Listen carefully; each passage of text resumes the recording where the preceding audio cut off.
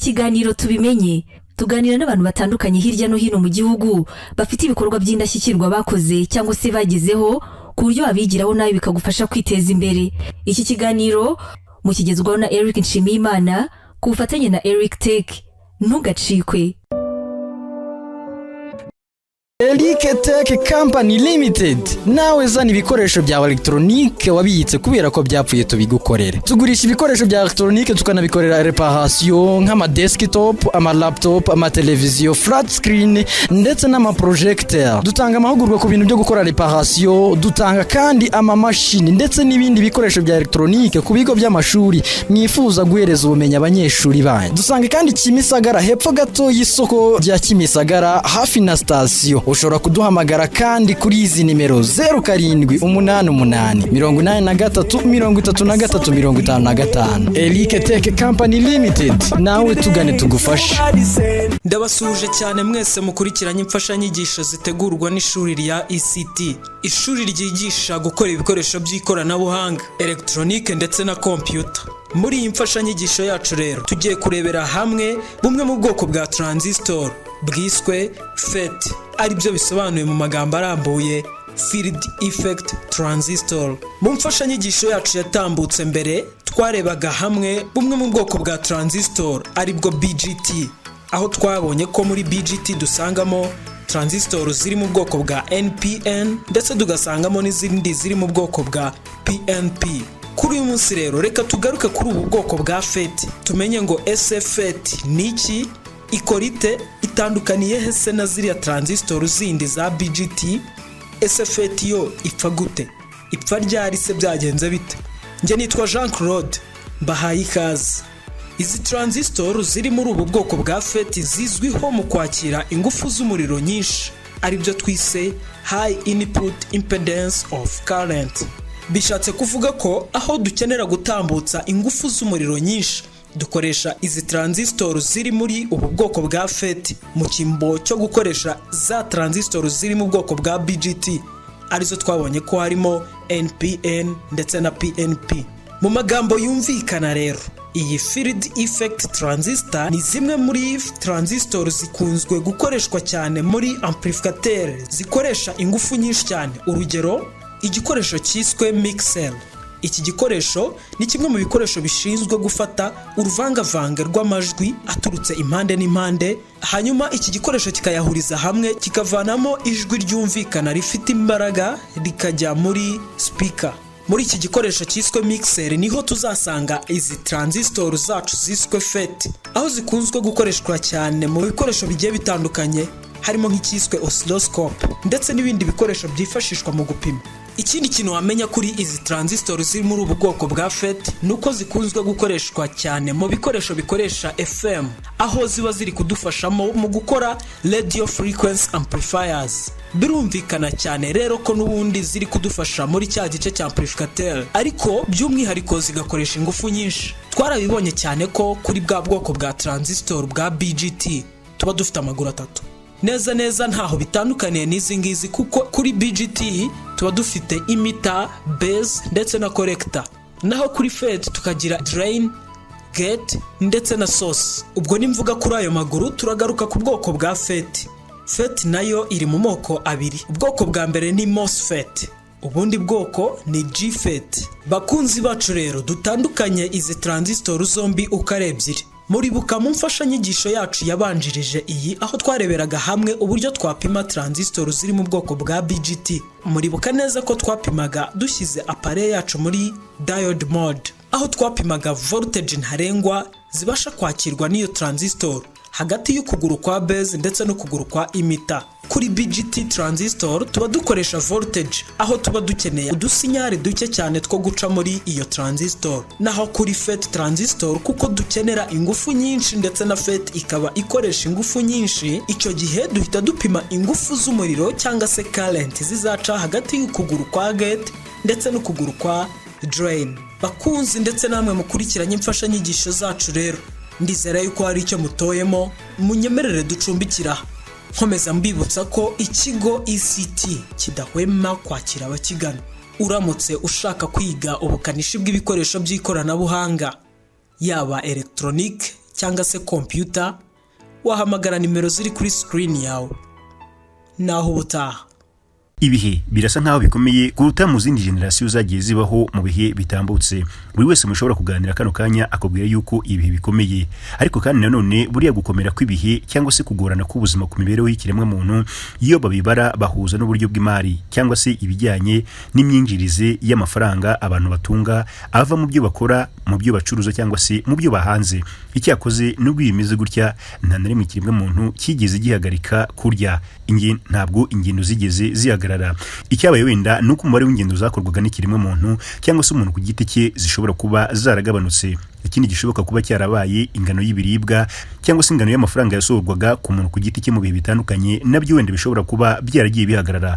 Icyakora imiturirwa irubakwa hirya no hino, ubwiza nyaburanga nabwo uzagenda usanga ari henshi bwagiye buvumbuka cyangwa se buvumburwa muri ibi bihe abantu bakomeje kuvuga yuko ibihe bikomeye. Ntangiye nkubwira ibi ngibi kugira ngo nkumvishe yuko n'ubwihe byakomera cyane, ntabwo kiremwa muntu kizareka kwambara, ntabwo kizareka kurya, nta nubwo kizareka kugenderana cyangwa se gukorana ubuhahirane mu buryo bumwe cyangwa ubundi. Nyine ntabwo kiremwa muntu kizabura guhura n'ikindi. Ibi ngibi binavuze yuko zino nyubako zubakwa zitazabura kurimbishwa cyangwa se zitazabura kugirwa nziza mu buryo bumwe cyangwa ubundi. Ubwo ndaza kuvuga cyangwa se gukomoza ku bijyanye no kuzisiga amarangi, kuzikorera amadesign n'ibindi bitandukanye kugira ngo aho dutuye cyangwa se kiremwa muntu gituye nyine harusheho kuba heza cyane. Uzanasanga baganira hirya no hino batebya bavuga bati kuki dukomeza kuvuga yuko amafaranga yabuze, nyamara ibikorwa byiza kuruta ibyigeze kubaho mu minsi yashize aka kanya akaba ari bwo turi kubibona. Uko ibihe birushaho gukomera niko kiremwa muntu kirushaho kunguka ubwenge bwo kumenya gukora icyo kigomba gukora kitigeze gikora mu minsi yatambutse.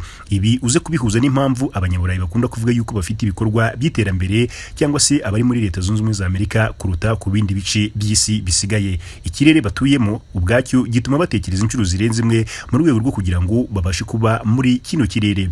Mu gihe cya COVID-19 hari ibikorwa byinshi byahagaze. Ubwo ibikorwa byahagararaga n'ingendo zigahagarara, benshi bari bikingiranye mu ngo zabo nk'uko bari babitegetswe mu rwego rwo gukumira ndetse no kurwanya iki cyorezo cya COVID-19. Hari abatekereje inshuro zirenze ebyiri kugira ngo bamenye n'iki gishya ntigeze nkora, n'iki gishya kitabayeho umuntu ashobora kwinjiramo ubundi ubuzima bugakomeza. Ni ibintu byatumye ntegura urugendo nerekeza mu karere ka Gasabo nganira n'umwe mu basore bize ibijyanye n'icungamutungo. Nyuma mu bihe bya COVID-19 nibwo yaje kubona ibintu cyangwa se ibikorwa atari yakabonye na kera na kare. Yigiriye inama yuko yajya komeza agatambuka ahangaha akareba uko bikorwa, akumva niba nawe ashobora kuzisanga muri iki gikorwa kidafite aho gihuriye na gato n'ibintu yize mu mashuri yisumbuye. Ubu ni umuhanga wabyo, ni umuntu ushobora kubyigisha undi. Ikirenze kuri ibi ngibi byose, nubwo dukeneye gutura ahantu heza, dukeneye kubikora mu buryo butaduhenze, kandi niba tuzanifuza kwimuka nabwo tukimukana imwe mu mirimbo yacu twari dufite mu nyubako zacu. Ntabwo uri gutekereza uburyo ki hari abantu bafite ubushobozi bwo kuba baguhindurira imiterere y'inzu yawe uko igaragara. Ndavuga ku bikuta ahangaha tuba twicaye muri za saro zacu,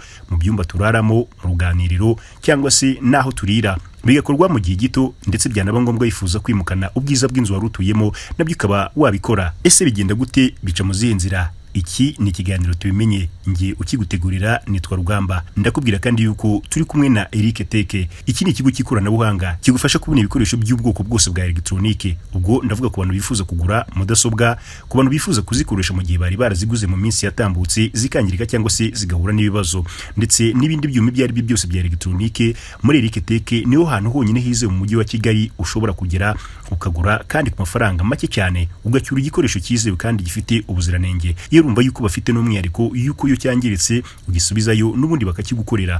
Muri Eric Teke wifuza serivisi zabo ni ahandi ushobora kubahamagara kuri 07833352 cyangwa se ukabasura aho bakorera mu Kimisagara ku muhanda wa kaburimbo hagati ya station ndetse no ku isoko. Biroroha cyane. Ikaze muri muze kugenda mwumva amajwi n'urusaku rw'ibinyabiziga biri gutambuka, ariko murabyihanganira uko bimeze nyine. Hagati aho ngaho reka twakiruje tugiye kuba tuganira. Uriwe neza, uragerageza use n'uzamurije kugira ngo abadukurikiye babashe kumva ibyo tugiye kuganira. Tuguhaye ikaze. Yego, mwiriwe neza. Muratubwira amazina yawe? Nitwa Sibomana Marite. Sibomana Marite, twicaye ahantu heza cyane hagaragara neza kandi ni mu nyubako ikorerwamo ibikorwa byanyu. Wakwifuza ute ahantu twicaye, wahasobanura gute muri rusange? Ahantu twicaye ni mu nyubako zimwe ziri hano Kimironko. Dukora amarangi y'amadekoratifu. Ayo marangi ni amarangi ntabwo amenyerewe cyane mu Rwanda, ariko ni amarangi meza usiga muri ya nyubako yawe wubatse iguhenze, ariko washyiramo aya marangi y'amadekoratifu bikarushaho kuba byiza. Mu masaro ugafata nk'urukuta rumwe rwa TV, ugafata urukuta rumwe rwa saramanje, ese mu cyumba chambre principale, ese gudekora za stand TV, ni amarangi meza cyane agezweho akunzwe. Bivuze ngo niba ndi kubyumva neza, ni amarangi ushobora gushyira ahantu wowe bitewe n'uko wifuje ko hagomba kuba hameze cyane. Aya marangi impamvu nifuje kuganira namwe cyangwa se nawe ibyo ari byo byose, abantu bari buze guhita bavuga bati ibimenyerewe mu Rwanda, none uyu mujene yabimenye ate, yabikuye he, bimaze igihe kingana iki abimenye? Ariko duhere uko bavuze ati na ushobora gushyira muri salle à manger, muri salo, kuri stand TV n'ahandi hatandukanye gutyo. Aya ni amarangi akozwe mu biki, ateranywa gute kugeza ubwo ari buzemo ano mabara ari kugenda mbona mu bice bitandukanye? Aya ni amarangi yakozwe muri product zitandukanye zituruka hanze muri Djibouti. Dufite umutekinisiye dukorana nawe w'umwarabu uturuka muri Djibouti, niwe uyakora. Ubwo rero izi sample mubona dufitemo hano, umukiriya araza akatwereka iyo yifuza niyo tumukorera. Ndibuze kwibaza wowe, naje ngatunga kamera, ibi bintu maze igihe kingana icyo bimenye? Ibi bintu hashize umwaka mbimenye. Umwaka? Wize ibiki wenda muri segonderi, niba hari n'ibindi byiciro warize mbere yo kuza kwiga bino bintu? Muri segonderi nize ibintu bijyanye na comptabilité. Birangije ariko nza no kwiga undi mwuga usanzwe mbona uzantunga, ko naje nabyize. Duhite rero twinjiramo neza mu kiganiro tukira uti nize comptabilité, biza kuba ngombwa ko niba umwuga mbona uzantunga. Ikiganiro nitubimenye birumvikana neza ko uwize bino bintu wize ashobora kugira urwego yikuraho akajya ku rundi. Byagusabye igihe kingana iki kugira ngo ugere ku rwego rwo kuba wenda nturinjiramo ngo dusobanurire neza uburyo ndi kubona bino bikuta biri gusa niba nawe wabikorera umuntu, ariko se byagusabye igihe kingana iki kugira ngo ube ufite ubumenyi bungana nk'ubwo wambwiye ntaragushyira kuri kamera, uri buze no kudusobanurira ku buryo bwagutse? Ibi ngibi ku muntu ufite umutwe ufata ni ibintu byoroshye cyane, ntabwo ari ibintu bikomeye. Amezi 6 aba ahagije ukaba ubimenye, ukaba ujya kuri tere umukiriya ukamukora icyo yakwifujeho kandi neza. Martin, uti ibi bintu byigishwa n'abantu bavuye muri Egypt, nawe wabyinjiyemo warabyize, ntabwo ntaza kubyibagirwa. Izi product ziteranywa ano marangi akavamo, hari aho ziboneka mu Rwanda ku buryo umuntu ashobora kuvuga ati natwe nyuma y'uko nabyize ni ibintu umuntu ashobora kubona hirya no hino hano ku misozi yacu, tugateranya zino produit aya marangi akavamo? Oya, hano mu Rwanda nazo. Bisaba kuva hanze. Bisaba kuva hanze. Ukaba ubona hari ikihe gisubizo rero biri gutanga ku bijyanye na wenda no kubikorerwa mu Rwanda, nk'umuntu wabyize, nk'umuntu uvuga ati nifuza kudushya, kuko ibyo byose nubwo nabonye bino bikuta ukuntu bimeze, birimo udushya, birimo ibintu bidakunze kugaragara hirya no hino. Umuntu bimaze n'igihe ufitemo experience itari ntoya, turabivuze gute na made in Rwanda, ibyahuye na made in Rwanda? Ibingibi urabona utu ni udushya twaje duturutse hanze tutari dufite hano mu Rwanda, bitari bimenyerewe. Igisubizo rero biri gutanga bijyanye n'iterambere u Rwanda uko ruri kuzamuka mu iterambere turi kuganamo, bigaragara ko abanyarwanda baje babikeneye, babishaka, ko ni ibintu byiza. Iyo ugashyize ku rukuta rwa TV yenda muri salo, ubona ari akantu kagaragara neza. Mu minsi yashize bakoreshaga ibintu bita bya wallpaper. Bya wallpaper rero byasazaga nabi, cyangwa umwana yanacyandikaho kikagira, none iki ni ikintu ukora kuri mire. Ibyo rero bitandukanye na zino za wallpaper twabaga dufite, womega ku gikuta cyangwa wakomora kikanacika ntiwongere kugira. Tukaba tugikora ku gikuta, ni ibintu ubona bisa neza, bitanga ishusho nziza muri salo, ni ibintu bitari bimenyerewe, biri kuza nk'udushya n'utwo made in Rwanda uri kuza. Mu by'ukuri nabonye harimo amarangi y'ubwoko butandukanye, harimo nayo ntari nsanzwe mbona. Ugiye gusa n'uclassifyinga, eske uhindura igikuta kimwe ugahindura ikindi ugendeye kuki? Eske hari tekinike ukoresha mu kugira inama umuntu yuko ugiye kumukorera igikuta? Wasa n'utwinjiza mu nyirizina, ibi ni ibintu ukora gute, ni ibintu ukora ryari? Ese umuntu wakugana yifuza kubikoresha, umuha nama ki ku bijyanye no kumenya aho ari bu designing igikuta cye? Bitugire ku buryo burambuye. Ni ukuvuga ngo iyo ngeze kuri tere umukiriya bitewe na karawe yansabye hari nko muri salo na nk'urugero hasize nk'umweru ku bindi bikuta bihari bindi urukuta rwa stand TV cyangwa ruriho televiziyo mwereka nanjye amahitamo yanjye nk'umudizayini nkamwereka ikiraza kumubera cyiza bitewe n'iryo afite mu nzu asanzwe afite mu nzu nkamwereka dizayini iri bujyane n'iya mabara yandi asanzwe afite mu nzu asizemo. wenda mbere ko turibuze kujya mu buvuga ngo rihenze gute z'ubukomere bwabyo mu buhe tumenyereye ko kano kanya hari amatako asanzwe ntabwo zino abartiste bakora akaba yifuza ko niba ashaka iriya design ya ruriya rurabo ari gukoresha tablo ibi bintu bijyanye how cost eske igiciro cyabyo ugereranyije na zino tablo tumenyereza abartiste uzasanga wenda nk'iriya tablo ya aka cyangwa se ACC ko babita izo ni ibiguri 50 by'amanyarwanda ugereranyije biriya n'ubugeni bwanyu ibyo turaza gusanga bihenze nini bihenze n'iriya tablo y'abartiste ibyo birahendutse cyane ibyo uri hasi niyo tablo niba abartiste yayikorana 50 twebwe iki ngiki turaza dukore mu 15 urumva ko birahendutse cyane agataburo kamwe 15 bakubwa bazi imibare bareka bari mu gito cya saro cyaba akimeze twinjire muri ndi kubona karazi zitandukanye ndi kubona amaka cyangwa se ibikombe niba ariko ndibuze kubivuga bisto warinzemo hano marange uragerageza kugenda bidusobanura gute uko turi kubona mu mashusho duhereye ku byo turi kubona kuri iki gihe cyangwa se n'ugenda bidusobanurira igikombe kimwe kirimo ukurikije uko bitondekanyije. urugero hariya ku ruhande hariya dufite dizayini bita fresh laser fresh laser niyo ikoze muri turiya wenda wagenda tubwira ukiri aho ngaho wagenda tubwira kategori z'ibyo byiciro turi mu bijyaho nyuma amafoto bagenda bayabona. hari fresh laser hari pharaonique akaza n'iyi utuntu na emastika dutera kuruza haba ari ku rukuta bya bindi abana bakunda kwita bya Spiderman dufitemo amashusho menshi bitewe n'ayo umuntu yahisemo noneho tukagenda hariyo bita Crackers iriya isatagura hariyo bita Sky hariyo bita Sawahili hariyo bita Flow hari n'izindi dukoresha n'amaruro hari amaruro dufite nk'iriya hariya mu nguni ni amaruro twayikoresheje n'iriya nyine mu muri nguni imeze nk'urugano nayo ni amaruro dufite dizayini zitandukanye hari n'izindi nyinshi tutabashije guteramo hano ariko n'umukiriya dufite ibitabo araza tukamwereka we agahitamo avuga ati ndashaka iyi ngiyi. Ikindi nibagiye gato nsubiye inyuma gatoya ukuntu tuzikora ku mametero kare kugira ngo twirinde ko hazamo kotise nyinshi umukiriya tumuhende turamubarira twumva ngo urukuta yenda afite metero kare imwe turayikora aya ngaya tukaguma na metero kare zikuru urukuta itumuhende nawe ntaduhende bikaba biri aho hagati akagenda yishimye natwe tugasaba twishimye.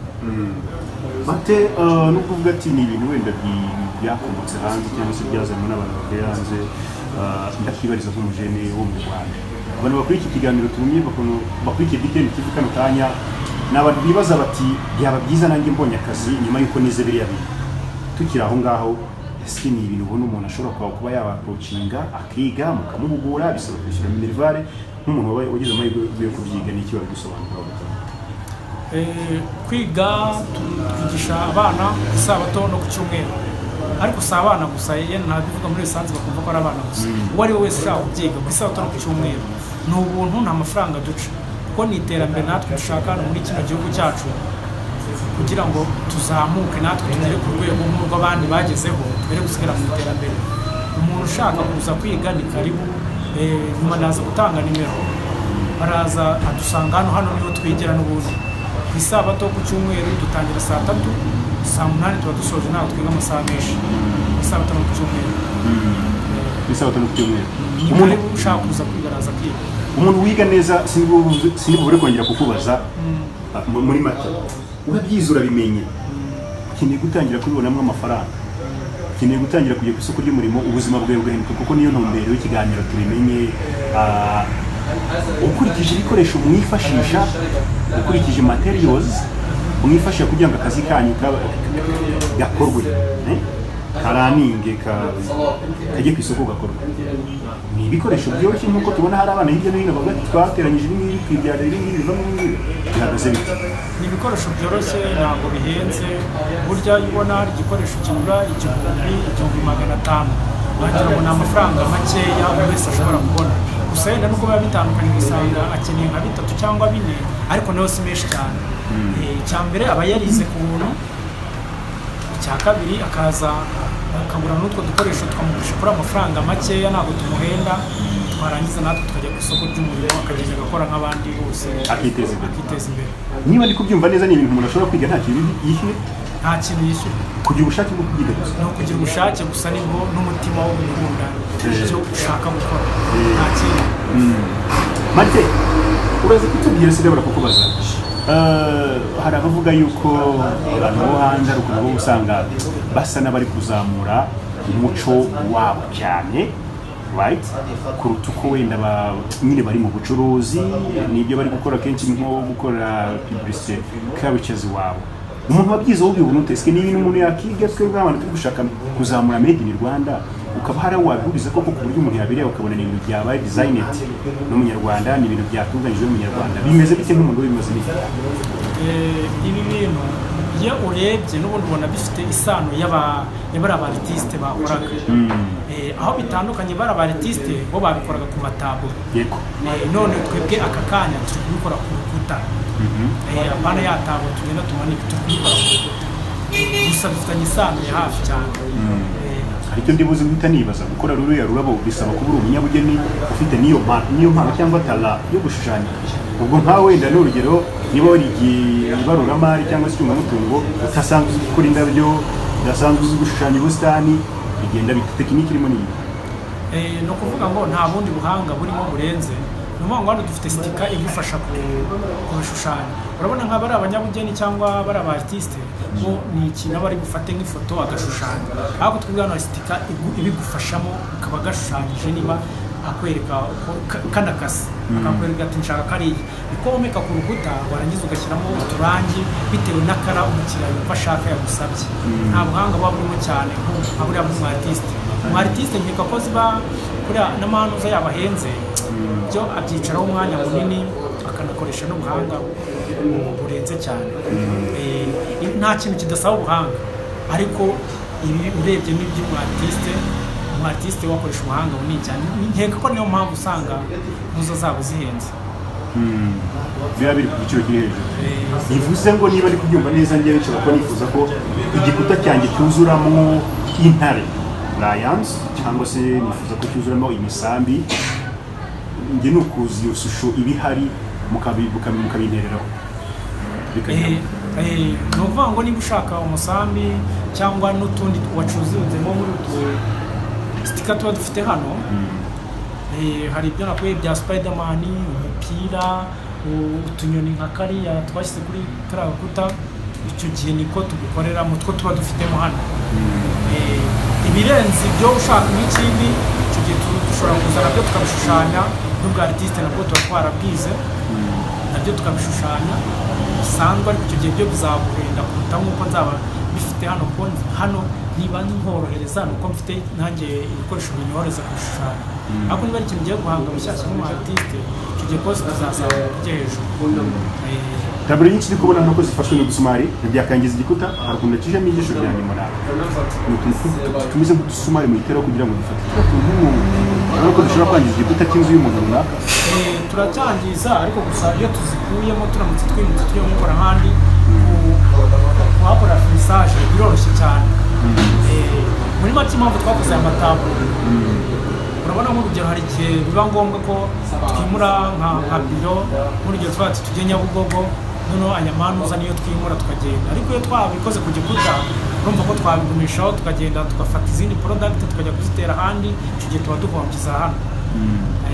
Martin, kugira ngo wige bino bintu ni iki cyagupushinze, so that abantu badukurikiye bari buze kubona ko hari abantu kano kanya badukurikiye bajene barangije za kaminuza, barangije ama secondary school, muri secondary school ariko babona ko akazi nta gahari none uri gukorana n'abanyamahanga by the way ariko hari uburyo witunzemo hari n'uburyo ubona wenda bakorohereje cyagusunitse kuza kwiga bino bintu ikintu cyansunitse hano hanze ku isoko hari ibintu byo kureba imirimo itandukanye hari imirimo myinshi uyu murimo rero wo gukora design ni umurimo numva nkunze numva undimo kudesigninga ikintu nize contability ariko nize nsanga hano hanze akazi nigapfa kuboneka cyane nshaka n'ikindi kintu cyazamfasha nazashaka gukuramo icyo kurya kugira ngo nanjye mbone amafaranga mbe nakiteza imbere nk'urubyiruko nsanga rero uyu mwuga wa design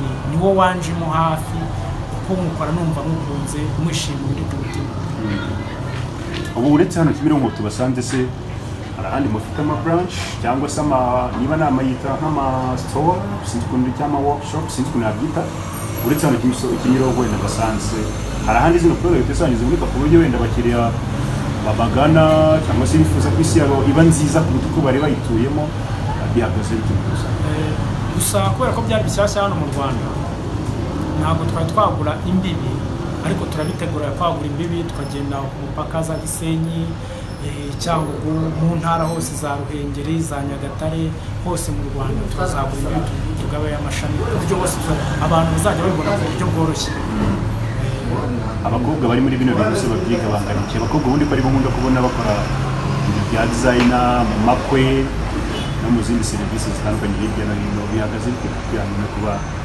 abakobwa nabo mubigisha bino bintu cyangwa se bifuza kuza kubyiga abakobwa nabo barahari ko ubwashize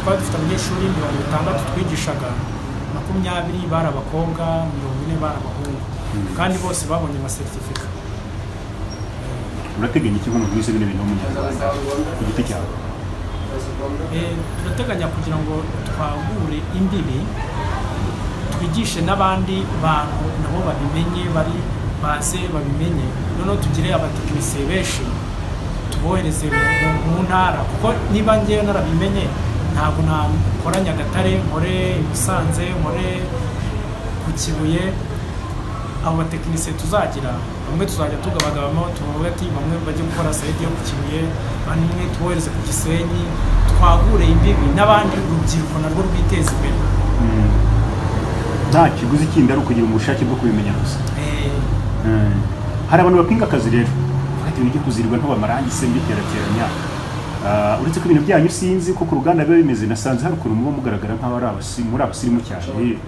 ibintu bigaragara sinzi uko muteranye irangi abandi ba artiste ninjiramo nsanga bacafutse imyenda iriho amarangi ubundi ibintu byahindanye nyine irangi mwe bimeze ibintu byanyu ni utumashini tubikora ku buryo umuntu ntawe ahurira nabyo mu kubivangavanga bimeze bite oya natwe niko tuba tumeze nuko yenda mwasanze twasoje gusa tuba dufite amataburiye cyangwa amasarubeti y'akazi yabugenewe niyo turi mu kazi niyo dukoresha gusa ni ibisanzwe n'undi murimo usanzwe uburyo umwuga wose ukuramo amafaranga yaguteza imbere cyangwa yagira gute numva nta mpamvu yo kuwusuzuma cya mbere uba ugutunze cya kabiri ubonamo amafaranga ukagura icyo ukeneye tukiri kuri kariya kantu rero twavugaga ko ibijyanye no kuba mwakangiza ibikuta by'inzu z'abandi urugero niba ari muri siti cyangwa mugiye kudizayininga cyangwa se ahandi hantu hahenze nta tekinike nta buryo mutekereza bwo ufite utuntu twanyu izi tabure zanyu zishobora gufatishwa ku gikuta ikintu kitari imisumari sinzi niba ari uko mubitekereza nkurikije ibyo mubonera nabyo turabiteganya gukoresha amasilikoni tukajya twomekesha amasilikoni zino tabure ku gikuta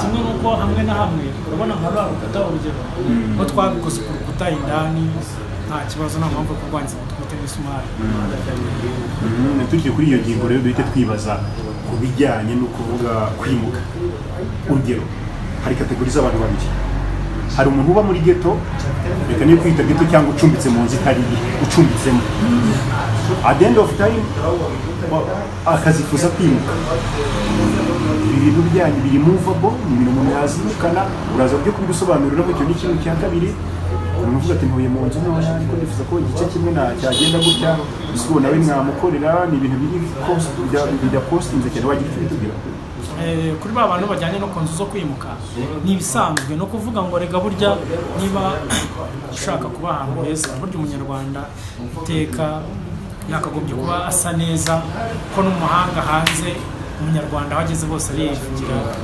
arigaragaza uko abasa ni ukuvuga ngo ntabwo ari ngombwa ngo uvuge ngo utereho amataburo uzimukana urugero ko ntabwo biba bihenze ufata ugasiga geto yawe igasa neza tukaza tukagishyira ku rukuta ubutaha wamaramo umwaka ukimuka ugafata andi mafaranga ukimuka ntabwo ari ibintu bihenze ntabwo ari ibintu bigoye cyane kuko byatuma uvuga ngo ujye gukoresha amataburo kuko ugiye gukoresha amataburo iriya taburo uri buyigure ni MDF nuyigura ukeneye no kugura iriya rangi ukoreho design ni ibintu biri buguhende ni indi cost ndende kuruta uko uri bugikore ku buryo biba byoroshye noneho kuri ayo mazu manini amakadasiteri amataje tudizayininga nk'urugero hari bitewe n'uko umukiriya abyifuza niba ashaka ko tubikora muri salo yose nta kibazo turabikora niba ushaka ko dukora iyo dizayini urukuta rumwe dushyiraho dizayini imwe n'urundi imwe nabyo turabikora ariko iyo bibaye byiza bifashe nk'urukuta rumwe ruriho televiziyo izindi nkuta zigasigara kara yindi ushaka kuri ya marangi yanyu yari asanzwe biba bisa neza cyane ariko niba ndi kubyumva neza rero uzitaburo ndi kubona hano ni nk'amasampo se igikuta mu gisiga ukwacyo cyangwa se mushobora kukidizayininga nabwo mukoresha tuno tumenye taburo ndi kugendamo nawe ntabwo utu dutaburo twakoze hano two twakoze tw'amasampo yo kwerekeranya aho babakiriya bacu batugana nk'urugero umukiriya aze arebe ese niba iyi dizayini hagati bayita karakasi noneho niba kugira ngo mubwire ngo ya dizayini karakasi ese imeze ite twagiye dukora agataburo kugira ngo umukiriya aze arebe twagakoze mu makara atatu kugira ngo umukiriya naze arebe se karakasi ku rukuta rwanjye izaba imeze ite duhita dukora utwo dutaburo niyo mpamvu twakoze ayo mataburo ndi kubona biri kujya gusa niba nabyita imikeka niba nabyita amatapi sinzi hari ubwo mu designing no hasi wenda nko ku mapisine hari undi mwihariko byaba bimeze bite ni ukuvuga ngo aya ni amastika nongera iyi sitika urayibona niyo yiriya twakoze kuri kariya gataburo ni uko aka ni gato hari akandi gasumbuyeho hano kuko twakoze kuri kariya gataburo noneho zose zino ziratandukanye harimo nyinshi umukiriya araza tukamwereka ese wifuza imeze iyo tumwereka tukaba ariyo tugutera bitewe n'iyo wumva wifuza izo ziva hehe ninde uzikora nabonye ari nko mu masalo de coiffure like ntekereza ko ibyo bintu nabyo byatanga isoko sinzi ko ndi kubibona ninde udesigning izo utwo tushusho izi nazo ziva hariya muri Egypt nazo ziza zikoze gutya iyo uje ushaka kuyigura nk'urugero ujya uvuga ati iwanjye nzajya niyitera ku rukuta rw'umwumva ndayirambiwe nzayijyana mu cyumba cyangwa ku wundi turayikugurisha iyo uje udashaka kuyigura kuko iyo urangije ni akantu kagize iyo urangije uranayoza ukaba wayibika ukazayikoresha ikindi gihe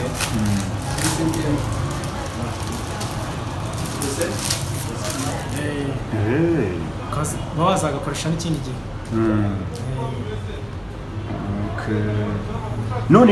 cyangwa se washaka tukayigukodesha tukavugana amafaranga tuyigukodesha ukagenda ugatera iwawe warangiza ukayoza ukayigarura ntabwo njye nkurikije uko buri kintu iyo nkibonye rero mbona nakibyazamo ikindi cyangwa se nakigumburira ikindi ntutekereza ko ibyo bintu se hari nk'umuntu ushobora kuvuga ati mu rwego rwo kutazongera kubitumiza hanze izakorwa mu Rwanda cyangwa se hari abantu bashobora kugerageza kuzikora ukurikije uko uzibona nta muntu ushobora kuba yayikorera wakaza akavuga ati narayikoreye icyo muzaza ni ukuma umuti gusa wo gutera cyangwa urwo rwego ndumva hano mu Rwanda batari barugeraho rwo gukora aya mastika ari kuva hanze ariko byanze bikunze aho turi kugana tuzagera tubigereho mu kanya turaza kugenda dusatira umusozo ugereye byose navuga ati muragaragara ko ari ibintu byiza ni ibintu birimo nk'umujeni witeje imbere ni ibintu bivuga ati mwigisha n'abandi batandukanye bakabimenya bakaba bagira icyo nabo biteza imbere cyangwa se bakaba bajya gushinga nabo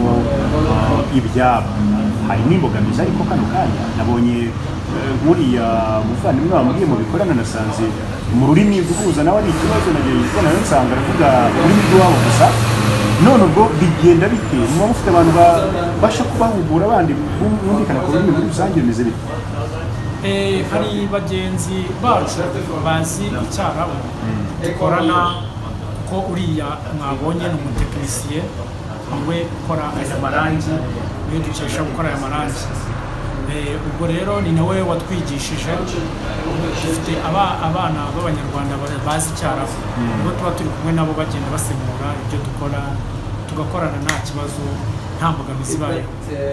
imbogamizi wahuye nazo yiga bino bintu n'ibyo urebye imbogamizi gusa ibi ngibi byaje ari bishyashya hano mu Rwanda batabimenyereye. Imbogamizi nahuye nazo nabanje kubura akazi kubura aho mbikora kuko ntibyari bimenyerewe ariko gusa ubu aho bigeze urwego rugezeho aka kanya abantu bari kugenda babimenya ko turi kugenda tubyamamaza tubiza ku mateleviziyo ko nk'ubu aka kanya maze gukorera abantu bagera muri 40 bakora ayo madizayini agenda atandukanye noneho twebwe urumva ko imbogamizi zigenda zikemuka ejo bundi ko abatekinisiye biyongera niko turi kugenda tubohereza nk'ubu aho twohereje Musanze naho hari abakiriya yatangiye gukorera turi gushaka nabo abana babo nabo baze biga ari no twohereje ku Gisenyi no mu Bizinike turateganya ko byamutse kugera muri Kongo. dusoreze rero kuri iki ngiki wa musore wa mugabo we ngira utuntu ni byiza nkuko nabanyiranye biri kugaragarira amaso kugira ngo umuntu agutumire ukorere inzu umuryango utuyemo wayikora nk'igihe kingana uranaza kutubwira noneho n'uburyo umugeraho n'uko bigenda. Gusa we arampamagara kuri telefone akambwira aho namusanga atega nkajyayo nkagenda nkareba metero kare zigizwe n'urwo rukuta akanyereka dizayini we yifuje biterwa na metero ubundi kugira ngo nkore biterwa na metero kare z'urwo rukuta uko rungana. Hari nk'amadizayini duhita dukora ako kanya ukayakora iminsi bikarangira ni amadizayini nk'ariya ya farawike bisaba iminsi 3 kuko hari ibyo mbanza gukora bwa mbere bwa kabiri nkakora ibikurikiyeho bwa gatatu nkaza gukora finisaje. Izi zindi za sikayi za fulawa za sawahili zo ni iminsi 2 hari umunsi wa mbere umunsi wa kabiri zirangiza ariko nabwo biba bitewe n'amametero kare kugaragara ngo bitinda bitewe n'uburebure. Umuntu afite anniversaire rero umuntu afite ubukwe eske hari serivisi mubaha bijyanye n'uko mwabakorera ibintu mu gihe gito kuko urabona ni ibirori biri wenda bitazatinda cyane nazagutindana ashaka kuryoshya anakorera gusa iyo mpamvu mbikubajije muri abanyabugeni mbihujije n'abo badekorateri dusanzwe tuzi cyangwa abadekoratrise bari hirya no hino mwebwe bimeze bite se hari indi tekinike cyangwa se indi pariti muri ubugeni bwanyu yo gutanga serivisi ngufi mu gihe gito bimeze bite? Cyane byo birakunda bitewe n'uko iyo tugejejeho icyifuzo cy'abati dushaka mu masaha arenga n'urugero bitewe niba afite anniversaire mu masaha ari buze tugiye turi porogaramu ugafata akabatekinisiye nka 3 bakabikora vuba bikihuta bikava mu nzira ibyice serivisi yacu inoze tuba dushaka gutanga kandi n'umukiriya nawe akabona serivisi ntibimwicira anniversaire yateguye amasaha byose twese bigahura yaba n'umukiriya bikagenda neza natwe bikagenda neza. Nicyo babwira abajene badukurikiye karukanye niba nkunda gutindaho nitwe duhura n'iki kibazo cyo kuba turi mu bushomeri bwinshi n'abandi tugifite ibibazo byo kujonjora utuzi n'abandi tutahaza aho twakwinjirira ngo tumenye niba dushobora kubona akazi. Abajene aka kanya ikintu nababwira ni gukura amaboko mu mufuka bagakora. Hano hanze hari imyuga myinshi kandi yadutunga. Hano mu Kigali nk'urugero yenda mpere kuri no mwuga nkora i Kigali bari kubaka inzu buri munsi usibye no kuzubaka buri munsi n'izihari buri mwaka abanyarwanda bamaze gutera imbere yanjye yarafite umwaka utaha uyu munsi abashaka ejo bundi tugiye kujya muri Singapore abashaka kurivugura ngo arihindure ashyiremo akandi gashya undi mwaka utaha ashyiremo akandi gashya. Iyo rero ufite umwuga nk'uyu nguyu ntabwo inzara yakwica ntabwo wasonza ntiwabura ipantaro nta kintu na kimwe wakwifuza ntiwakwifuza telefone nziza kuko imirimo hano hanze iraboneka cyane. Mufite imbuga nkoranyambaga dushobora gusanga ibintu mukora ku buryo umuntu yanabyigiraho se atiriwe bashaka cyane? Ubu ngubu uko dusa nk'aho dutangira ubu ngubu niyo tugiye kuzifungura kuko dushaka kugira ngo byaguke tugere no mu mpuzu zose mu minsi mikeya tuzagenda tubibashyiraho aho mwabisanga.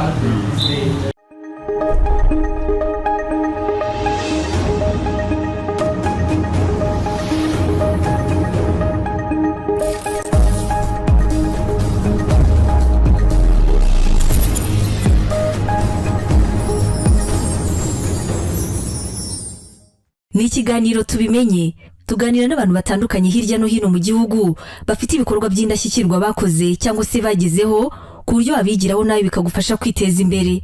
Iki kiganiro mukigezwaho na Eric Nshimiyimana ku bufatanye na Eric Tech. Ntugacikwe. Eric Tech Company Limited, nawe zana ibikoresho bya electronique wabiyitse kubera ko byapfuye tubigukorere. Tugurisha ibikoresho bya electronique tukanabikorera reparation nk'ama desktop, ama laptop, ama televiziyo, flat screen ndetse n'ama projecteur. Dutanga amahugurwa ku bintu byo gukora reparation, dutanga kandi ama machine ndetse n'ibindi bikoresho bya electronique ku bigo by'amashuri mwifuza guhereza ubumenyi abanyeshuri banyu. Dusanga kandi Kimisagara hepfo gato y'isoko rya Kimisagara hafi na station. Ushobora kuduhamagara kandi kuri izi nimero 0788833355. Eric Tech Company Limited, nawe tugane tugufashe.